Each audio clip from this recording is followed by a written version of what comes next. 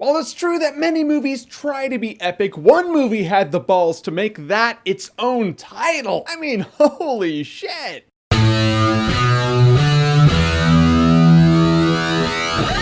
Epic.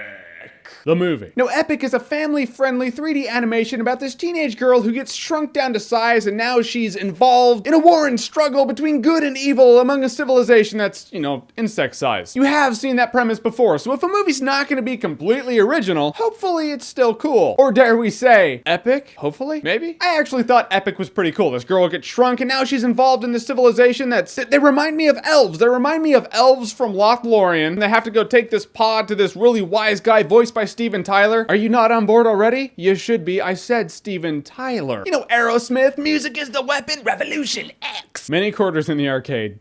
Yeah. But the Leafmen were cool. They were awesome warriors. The main one, voiced by Colin Farrell's a badass. He reminded me of Cyan from Final Fantasy VI. He's all noble. He's all in love with the queen. He's like, no, we must do our duty. And the main bad guy's voiced by Christoph Waltz, which that's never bad. And they're spreading rot throughout the forest. And you're like, oh wait, I've seen that kind of rot. I like stuff like that, where a movie's like, oh, this is where that kind of rot comes from. All the while I've been camping or hiking and I've seen stumps that look like shit. And you're like, oh wow, termites went to town on that. Or did they? It was Christoph, now I know that. Who says movies aren't educational? No one should. It was the cool intrigue and adventure of another world that takes place in your backyard. I was a big Honey, I Shrunk the Kids fan when I was growing up. What can I say? It's a simple premise, but a smart one. We're normal size, so we have our normal world. If you get really big, like say you're Galactus or something, you're now in another world. You shrink down to insect size, you're now in another world. Bad guys are coming, good guys gotta stop them. It's all up to this girl to save the universe. Or at least a section of the woods in her dad's backyard. It does have a few touching moments between her and her dad. Her and her dad, they're estranged because her dad's crazy, but he's not crazy because he was always like, this civilization's out there. Of course, you were gonna know that the moment he started talking about it. You're like,